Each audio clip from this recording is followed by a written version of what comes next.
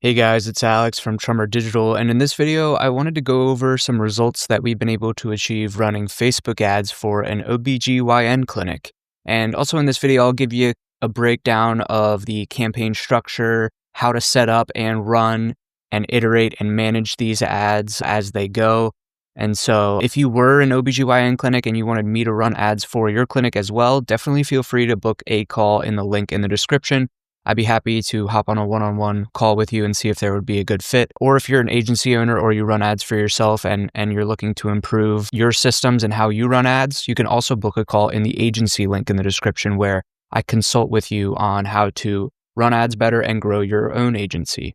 So that being said, guys, let's get into the results here. So as you can see, we are in the ad set level for this OBGYN clinic where over the last little under a month, we've spent about $740 and we've gotten 54 leads at an average cost per lead of $13.70. And so how we typically structure these campaigns is we have one main campaign and we do an ad set budget allocation there.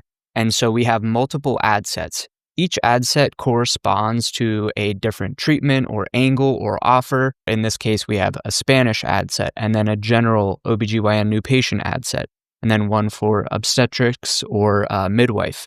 And then we also are running some ads for aesthetics procedures. So those are their own ad sets respectively, okay?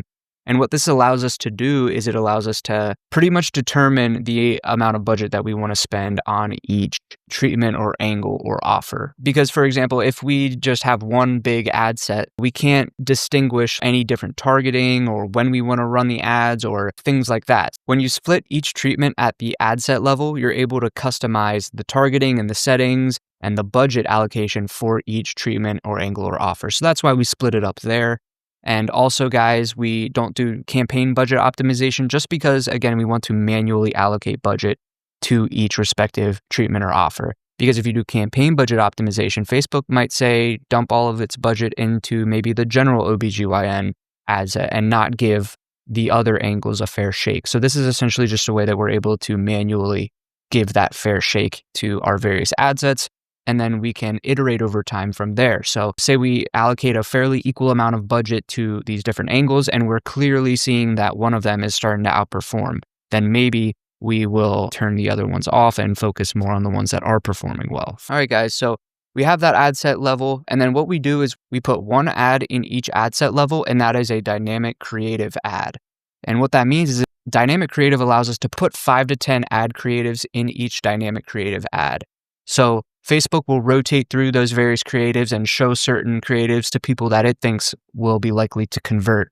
So it essentially allows us to extend the longevity of the campaign, reduce ad fatigue, it increases conversion, increases the conversion rate, and lowers the cost per lead. So it just generally makes our ads more efficient, gives them more longevity because we're giving Facebook more options, more flexibility, okay? So for example, if we go to the ad level here and then we do a breakdown, this is how we typically iterate and manage the ads, guys. And this is just obviously one of the many steps that we do. So for example, in this aesthetics ad, right, we do that breakdown and we break down by the image. So we're able to actually see how much Facebook is spending on each respective image. Now we can go ahead and potentially do things like the age, so we can see how Facebook is spending per age group. So as we can see, it's technically spending the most budget on age 45 to 54 and a good amount of budget as well on 55 to 64. You know, it spent about $10 on the 18 to 24 range, etc. So this can help inform your targeting. So if it's, say, spending a lot on the 18 to 24 and it's getting no leads, you can actually go back into your targeting settings and then just only target certain age groups that are performing really well for you.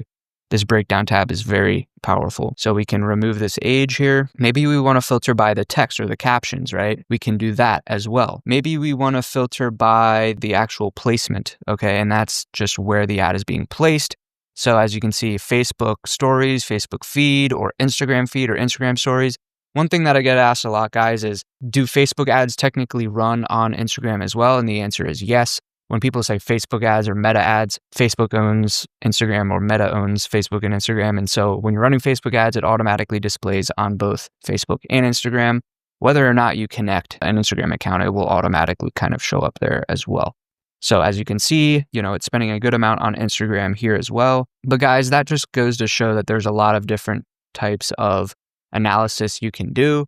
The one main type of analysis that we can do is the image analysis. So we'll go to the creative section, and as we can see here, if an ad is getting a lot of spend and it's not converting, we've given that ad some playing time, so to speak, right? We have a team and some players just aren't performing.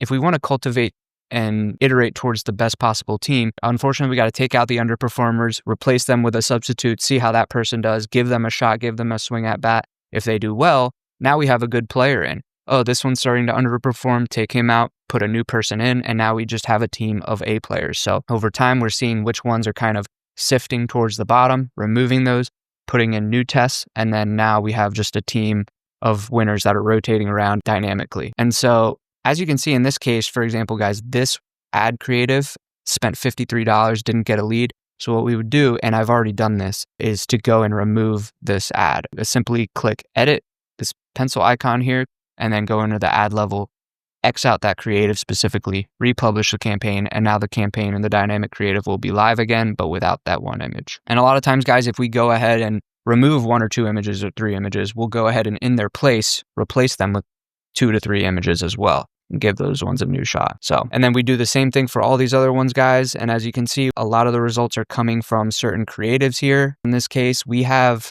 like 10 to 12 different images going right now for certain ad sets.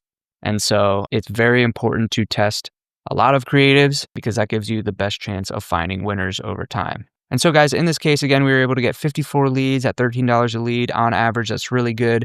We're definitely going to be working on optimizing this aesthetics angle because I think that'd be great to get them some more patients for that. With that being said, guys, again, if you were an OBGYN clinic or an agency owner and you wanted to speak with me directly, definitely feel free to book a call in the links in the description. I'd be happy to chat.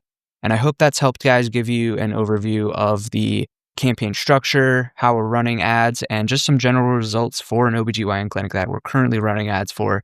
They're killing it. They're doing great. And I hope to bring these same results to you in your clinic or your agency as well. So with that being said, guys, I'll see you in the next video. Take care.